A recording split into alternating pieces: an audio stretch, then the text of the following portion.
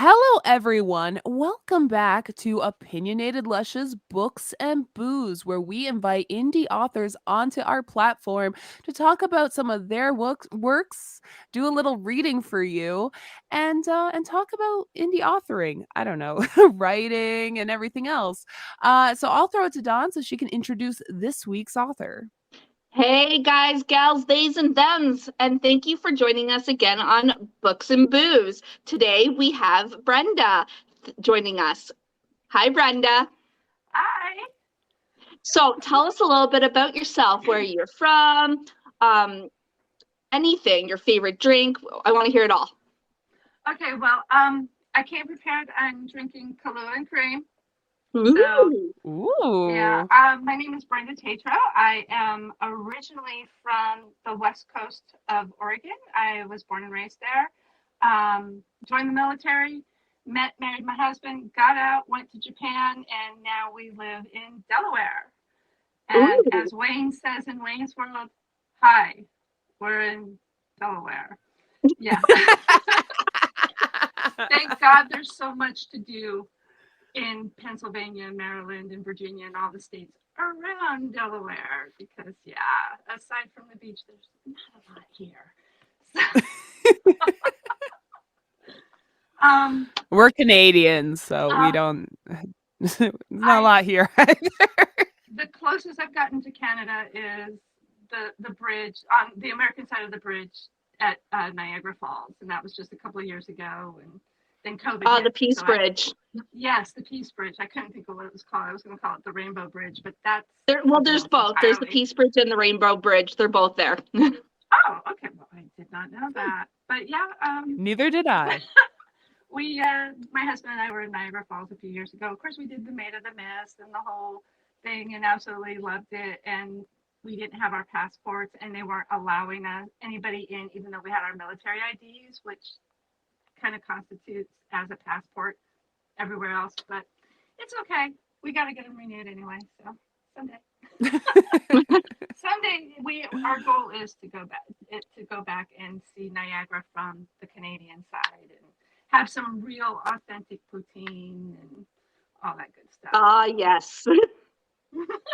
We had a poutine in Maine a couple of years ago, and I was like, "Oh, this is really good," but I bet if it was in Canada, it'd be even better. But we'll find out Yes. someday.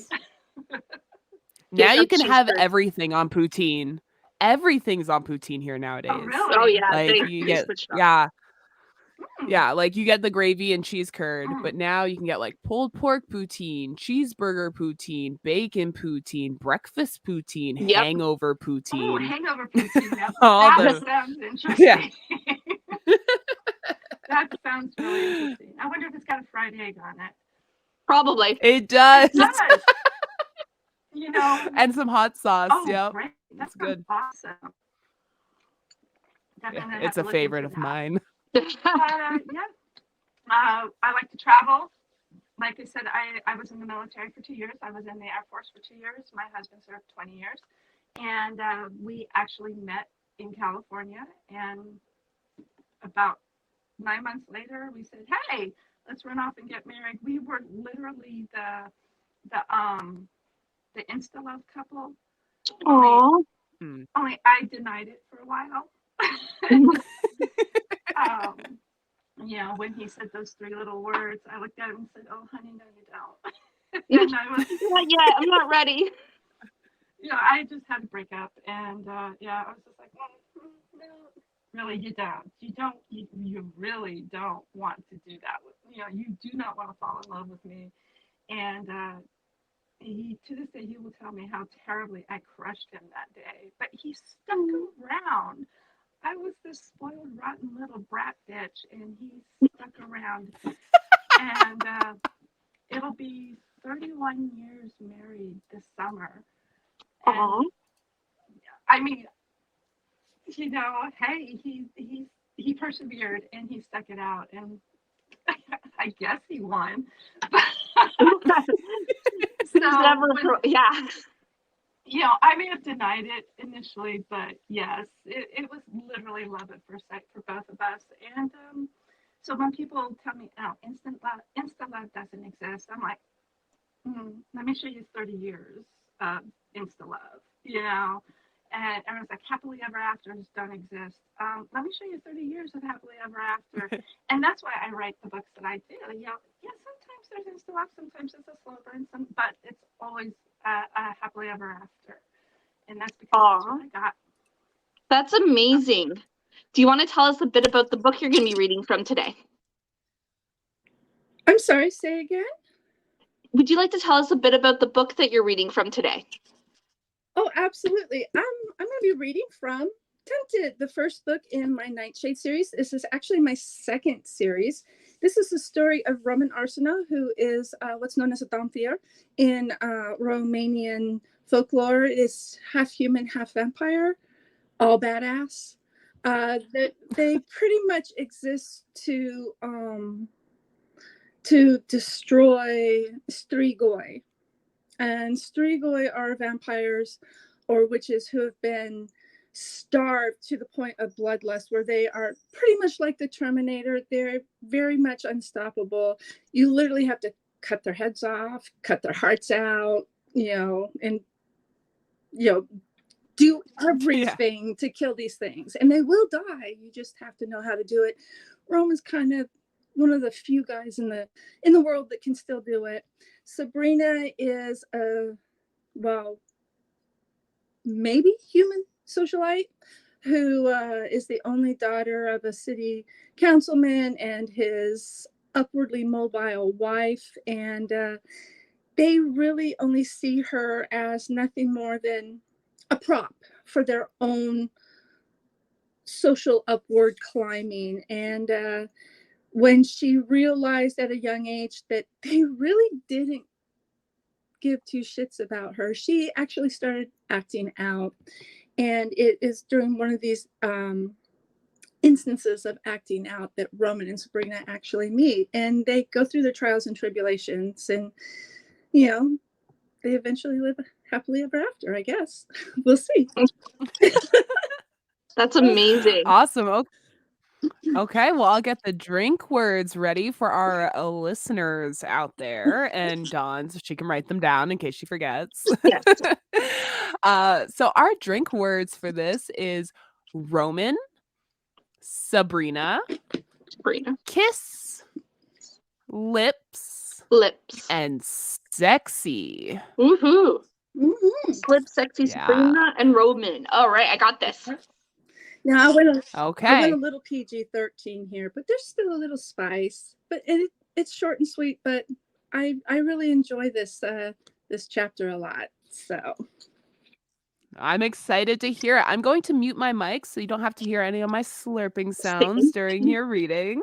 okay. And so feel free to start whenever and just let us know when you're finished. Okay. An hour later, legs freshly shaved, hair washed, and her skin smelling of the jasmine oil she'd used in her bath, Sabrina stood, dressed in her terry cloth robe and cradling a cup of hot tea in her hands, and staring in frustration at the contents of her closet. The size of a modest bedroom, Sabrina's closet was stacked, floor to ceiling, with more clothing, shoes, and accessories than one woman could wear in 5 years. So why couldn't she find anything to wear for her date with Roman? Of course, she wasn't entirely sure what to expect from a date with the dark, intense, and sensual man. But if he was anything like the first and last dates she'd had over the past year, she shook her head sharply. What the hell was she thinking? Anyone with half a brain knew that a first date with Roman Arsenault would be unlike any first date ever had by any woman at any point in the history of the world. At least that's what her instincts were shouting. She could only hope to follow that intuition and pray that it was right. She set her tea aside and, taking a deep breath, stepped into the closet. She just needed to relax and have fun. The first thing that caught her eye was a pair of black leather motorcycle boots that were not in their usual box, but rather sitting atop her jewelry armoire. Sabrina felt a little tingle run up her spine at the sight of her boots sitting there, almost as if they were waiting for her, or as if someone had left them there as a hint, then shook it off and reached for the rugged footwear with a grin. She suddenly knew exactly what she was wearing tonight.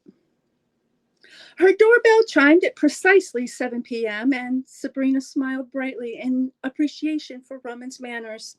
She couldn't begin to count the dates that had arrived late, or even worse, early, as she made sure the collar of her blouse was high enough to hide the hickey she discovered while applying her makeup, and checked her lipstick in the mirror one last time before opening the door.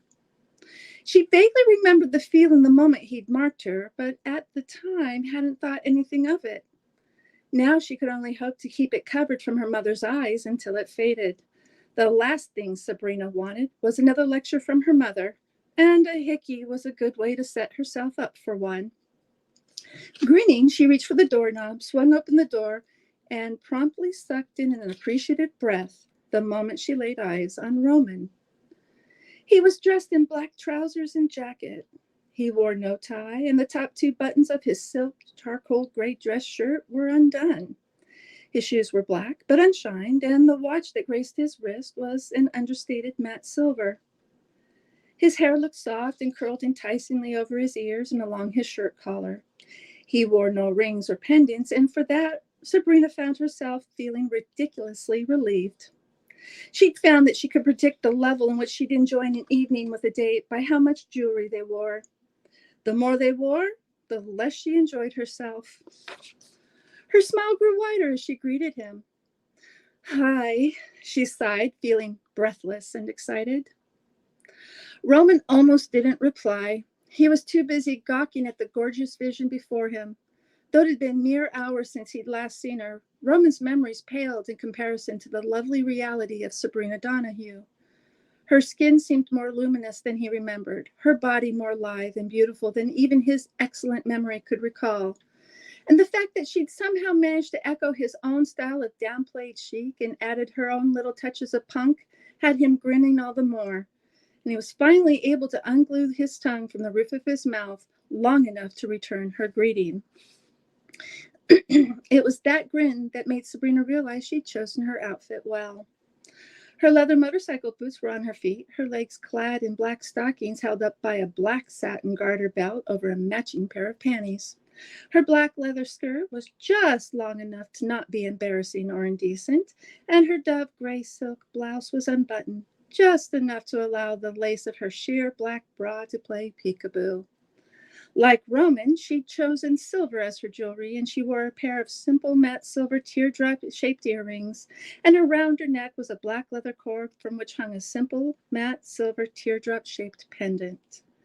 She pulled her long hair back into a loose chignon at the base of her neck, securing it with a jeweled silver clip, leaving several loose curls unfettered to frame her face. A black leather jacket finished off the look, and as she allowed him to help her into it, Sabrina caught a hint of his cologne and felt her hormones stand up and take notice. The almost immediate arousal she felt caught her off guard. Okay, yeah, she knew he was knock your socks off gorgeous and had a body made for sin, but she dated other good-looking, sexy men without feeling the need to call off the date, grab them by the lapels of their expensive suit jacket, and pull them inside her apartment before locking the door and indulging in an all-night sex fest. And that's exactly what her hormones wanted her to do with Roman. Right here, right now, no excuses, no questions asked.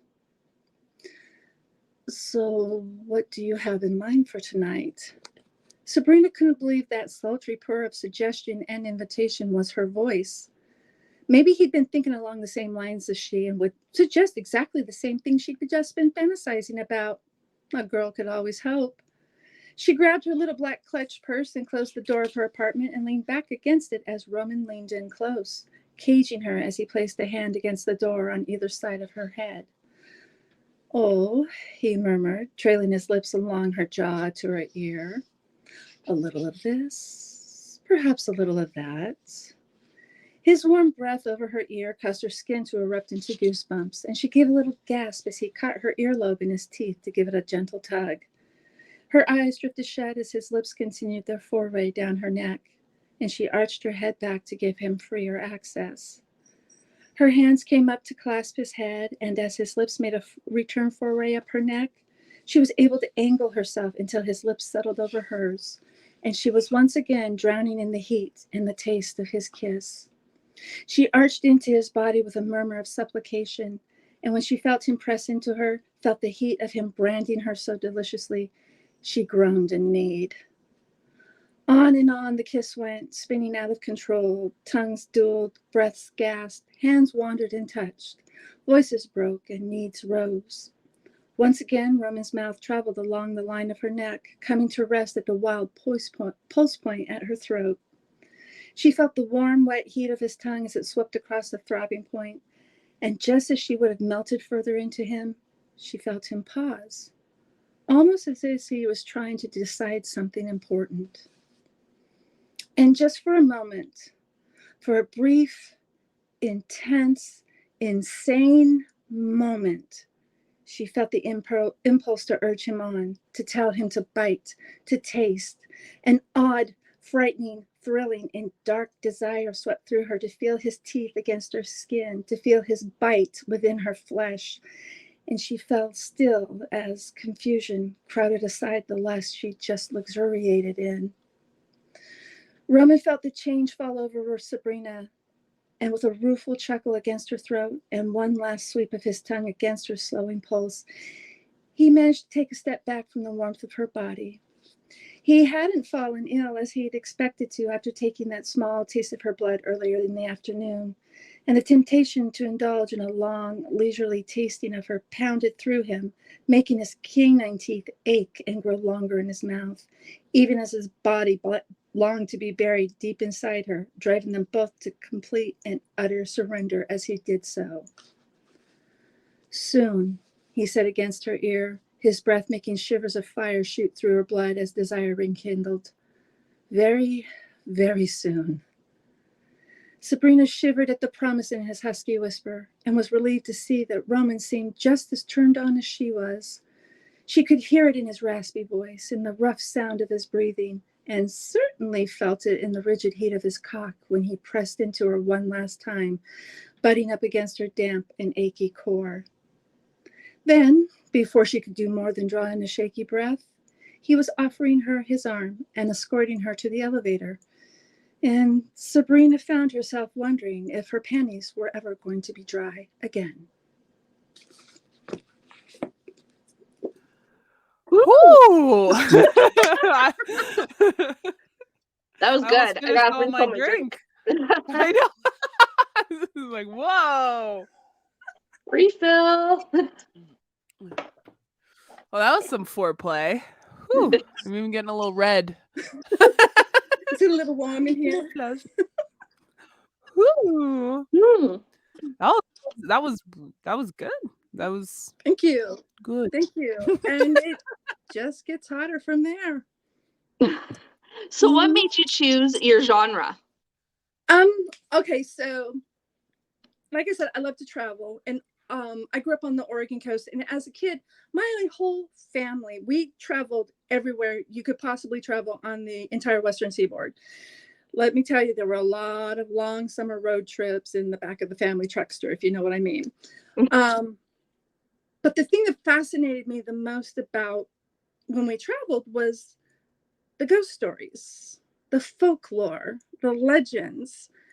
And even to this day, when my husband and I travel somewhere, one of the first things I do is find a bookstore and get a book of the local ghost stories, legends, and folklore. Just because the way I see it, it doesn't matter what color, creed, country, nationality, origin. It doesn't matter who you are in your life or where you live in this world.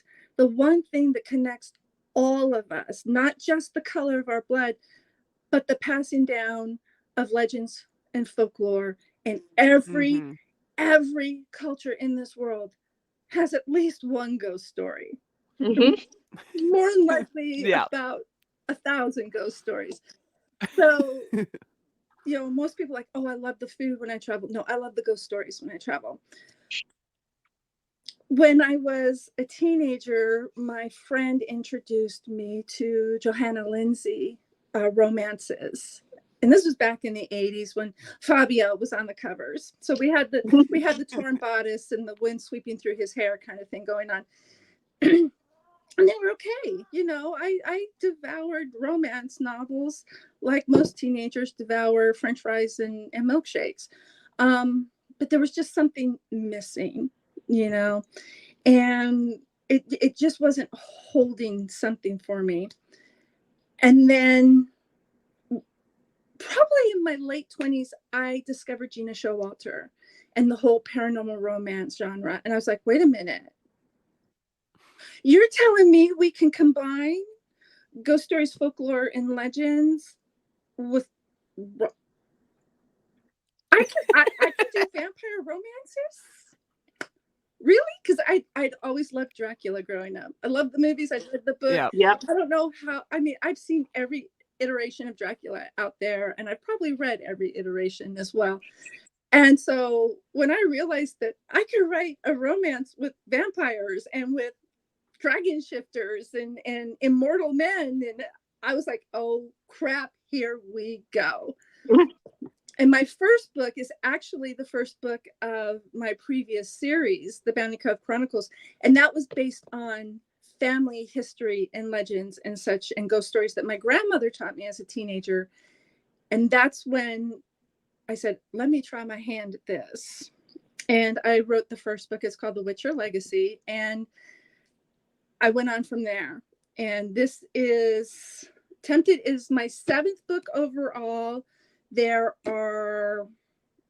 oh crap, how many are there now? I've written a grand total of 12 books. I'm working on the 13th. Wow. 12? Yeah, 12 books. I'm working on the 13th now, and that has been quite a... oh boy, that has been a roller coaster of, you know, failed flash drives and Oh yeah. Oh Yeah, I know boy. the feeling of that. Is I'm in the middle of, you know, trying to write a book and my laptop just like pluck, and I was like, oh, here we go. So I definitely get that. Yeah. How long, since you've written so many books, how long does it normally take you to write a book? Well, previous to the current one I'm writing, the current one I'm writing has been almost 3 years, just because life and technical issues and all that stuff really have gotten in the way. I write whenever I can, but normally a year. Yeah, about a year. And That's not bad. No, it's I fell out of my discipline for a while there, and I just have to reestablish my discipline, and once that happens, you know, it's like a water tap, you know, once you have to turn it on for the water to flow, and you actually have to write for the words to flow. So I'm working on getting my discipline back. So Okay, well, speaking about like your writing and your process, Mhm. are you more of like a was it plotter or Plotter a or planner? pantser? Oh no! I'm totally fly by the seat of my pants. It's literally... I like to say that I let my characters run wild, and I just write the incident reports. So yeah, I'm one of the weird writers that actually visually sees the action happening in her head while it's happening, while she's writing it. It's like I'm literally watching a movie as I'm writing a transcript of the movie. So yeah, I just... there have been times where I'll be writing, and I'm like, okay, this is where I want to go. This is where I want to go. Wait a minute, where did that left turn at Albuquerque come from? Hey, wait a minute. Hey, you know, characters, you try to raise them right, and they run off and do whatever they want. So Yep. yeah. And then they make new friends that you had no intention on having, and you're like, I don't know where this character came from, but I like them and they're staying. Yeah, exactly. And I mean, I'll literally wake up in the middle of the night and, you know, just to go to the bathroom or something, and I'll hear a whisper in my ear. And it's like, who are you? And does it have to be right now? Yep. Witching hour 3 a.m. That's mine. It's just... well, I usually am up between 3 and 3:30 every morning for work. So yeah, if they could just wait till I've had that first cup of coffee and I could like turn on my voice recorder on my phone, everything would be hunky dory. But no. Oh no, they don't like waiting. They like to interrupt you at the most peaceful time. The thing that I hate though is you'll hear, "Hi, how are ya? My name is so and so, and I'm gonna be your next great love." And you're like, "Really, dude? That's kind of cheesy. Number one, but number two, where do you think you fit in here?" You know, I know of no new characters coming out of the woodwork right now. No, you just sit there in the corner, do your coloring, and when I'm ready for you, I'll call you. You wait your turn, sir. You wait your turn. Exactly. Oh, that's amazing. What would you say is the hardest thing about being an author? The promoting and the marketing. You know, Facebook is pretty much dead for book promotions anymore. Twitter is like screaming into the wilderness. I only discovered TikTok in October, you know, and I mean, it's really helped. Instagram is more for food and travel anymore. Yeah. Yeah. And so TikTok has really become my lifeline. And honestly, it's a lot easier now. It makes it easier now to, you know, hey guys, you know, and be silly and you know, 5 reasons why you really don't want to read this book. You know. But yeah, I would have to say marketing and promoting, getting the word out. I do a little guerrilla campaigning, as it were. Example, beginning of the month, I was working safety and security at a convention up in Lancaster, Pennsylvania. And I brought a bunch of my business cards with me, and I left them laying around the whole convention center. Yeah, that's what we do. Yeah. We leave like stickers on trains Flyers, and stuff. random shit. Like, you know, yeah, absolutely. whatever you can do. Yeah, I mean, I've been known to leave them in the women's bathroom at Yeah. restaurants and at train stations and such. So, you know, and my son, God bless him, he's a Starbucks barista while he's going to school, and he will literally tell customers, "Hey, I see you like to read these kind of books. My mom writes those kind of books. Here's her business card." So he's almost like my traveling business manager, you know. But that, I have to say, I know others would say, "Oh God, writing the blurb."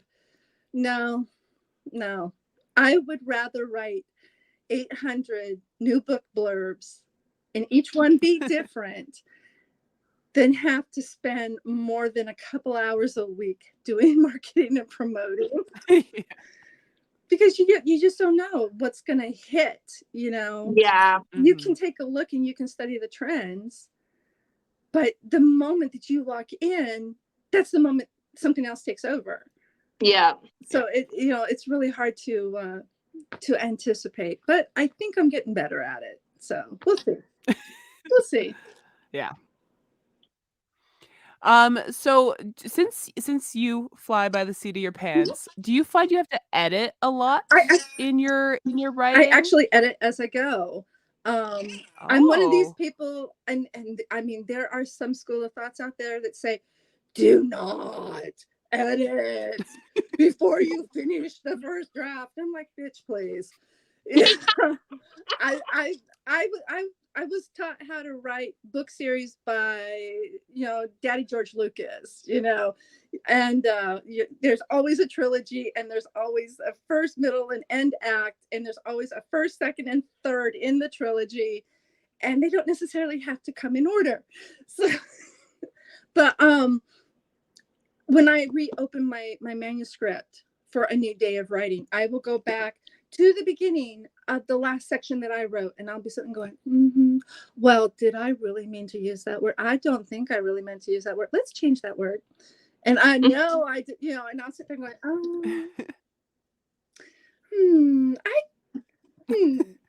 I don't think so. Let's delete. And the next thing I know, I've deleted like half of what I wrote the last time. I'm like, okay. And then I start going on to the next section that I plan to write. So, I'm just one of those people. And I will literally stop in the middle of a session and go scroll back going, okay, let's see. What did I write? well, that doesn't make any sense. Okay, let's rewrite. And I edit as I go, and Nice. Yeah, well, it's just interesting because we've had, like, a few indie authors, obviously, on our show, and they all have different processes. It's Mhm. like, some just write and then they edit everything, others, like, plan to the oh yeah. smallest detail before they write, and I'm just like, "Oh my," like, there's so many ways to write a book, I There are guess. It's just like there's a million different ways to chew bubble gum. There's a million different ways to write a book. Someone once said, and honestly, I don't remember who it was, and I don't remember the exact quote, but someone said all writers are psychotics, and I was like, because they listen to little voices in their heads. I was like, that makes sense, but I would like to also add an addendum to that. Yes, we're all psychotics, but we're the sweeter, fluffier, kinder, gentler ones who don't need medication. You know? Oh, well, I wouldn't go that far because I'm pretty sure I I'm medicated. I promise those little voices we're listening to are not telling us, are not coming from the cat and telling us to do something despicable. So You just gotta get those voices out of your head onto the exactly. And paper. I work retail. So, and if you know anything about the retail life, Oh, I do. I will be 52 this year. I have been working retail since I was 14. And let me tell you something. There are some people who go nameless in my books who end up being hapless victims of monsters and strange and unusual occurrences. Because when it comes down to it, writing's my therapy. And I can't stand up and, I can't jump up on the counter and say, fuck you, fuck you, fuck you, fuck you. Triple hate you. You're cool. I- Fuck you. I'm I out. can't do that. So the ones that particularly piss me off get turned into ghoul shit and dragon treats and yeah. That sounds therapeutic. It actually This is very much amazing. is. It very much is. Yeah, for sure. Okay. Have you met a fellow author who is like more on the famous scale before? Do you know who Patricia Cornwell is? No. I wish I Okay. did. I don't know. Okay, Patricia Cornwell writes the Kay Scarpetta murder mystery. So actually getting ready to make them into a TV series with Jamie Lee Curtis. Okay. They're true crime. Patricia Cornwell is a lawyer. She spent time in the Richmond, Virginia coroner's office. She's a doctor. I mean, she's literally doctor, lawyer, Indian chief. And she writes this amazing forensic pathologist character named Kay Scarpetta, who helps the Richmond PD solve crimes by using forensic science. We live near Dover Air Force Base here in Delaware, and she came to the base to tour our mortuary where we receive fallen soldiers from overseas. And while she was there, she did a book signing. And our store manager at the time that I was working for already knew I was a writer, and he arranged for me to meet her. Oh, that was nice. And I got a little private meet and greet, and then she signed the copy of my copy of her latest book, and said she signed, Brenda, good luck on your writing career. And, That's amazing. And of course, I've been to author events and met some really amazing indie authors, but the fact that she took the time and she was like excited about it. She's like, oh, absolutely, I will definitely meet her. And we talked for 20 minutes, and it was just like, it was like I'd met Santa Claus, the Easter Bunny, and God all in one. All in one, just wrapped up. And I was really cool. I didn't fangirl too terribly badly. But, a little.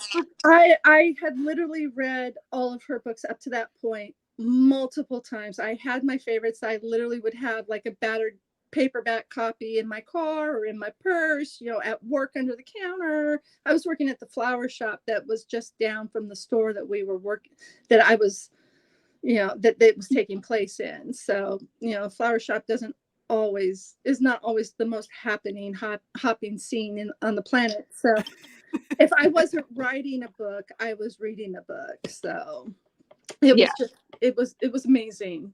It really, really was. So, and I will treasure that forever. And not only did she write it in my book, she said it to my face. And, and you could tell she meant it. You know what I'm saying? Yeah. Yeah. She wasn't just putting on the face. She was genuine. She knew it. Yeah. Exactly. That's awesome. And that's one of the things that's always stuck with me. And that's probably one of the reasons why when somebody asks me a question like that, she's the first person that pops into my head. So Yeah. That's awesome. Jessica, Do you have, I was just going to say, do you have, do you have any like advice? We always love to ask, other indie authors, that especially those that have books out. Do you have any advice for like newcomer writers or people that want to start writing? I'll tell you the advice my grandmother gave me when I complained to her when I was 13 years old and visiting her for the summer that I was bored with all the books. She said, "Oh, you can't find anything to read. Why?" Well, because I'm bored. I had already read The Shining by the time I was 9. So, a lot of the stuff that was out there that was my age appropriate was just boring. And she said, "Huh, okay. So write the book you want to read." And I said, "What?" And she said, "You heard me." And she gave me a yellow legal pad from her desk and a pen and said, "Start writing a book." Well, wow. when you're 13, how do you don't even know where to begin. And she took pity on me. And that's when she started telling me all the family history and stuff. But that is always my write the book you want to read. And if anybody ever tells you, "Oh, ain't nobody going to read that," who's going to read that? Well, if you wanted to read it, guess what, sweetheart? Someone else is going to want to read it. There's 100 others that are just like That's you. right. That's right. So just do it. Go for it. And don't worry about grammar, punctuation. Just get those thoughts down on paper or into your computer, however you want to do it, into a voice recorder, however you want to do it. Just get those thoughts recorded in one way or another, and then worry about the rest later. Awesome. Good advice. It is. It's great advice. I asked all my questions, so. Okay. So when you're writing a book, you said it takes about a year. Mm-hmm. Is that a year of just writing the story, or is that full editing? That's full editing. That's beta reading. That's alpha reading. That's the whole smack. Yeah. Okay, so how long does it take you to write at least like the first draft that you also edit? The first draft, if like, okay, so an example, Tempted took me, let's see, this published in 10 years ago. So what was 10 years ago? That would have been 2012. 2013. I can't math. So this came out 2013. I would say this probably took me 3 or 4 months to write first draft. And like I said, I edit as I go, so it makes the editing process later a lot easier for me.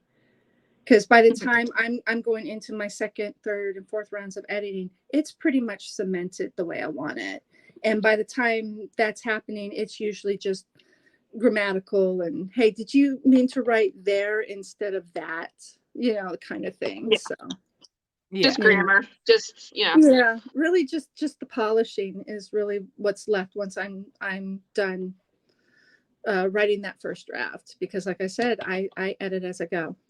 So yeah, it's just always interesting to me to because we've had some writers that their first book took them 10 years, and then other writers pop it out in a month, and it's just like I never understood. There's such a spectrum. I never understood the ones who could literally pop a new book out like every 2 weeks or every month. They do a book a month for a year, and it's like, How?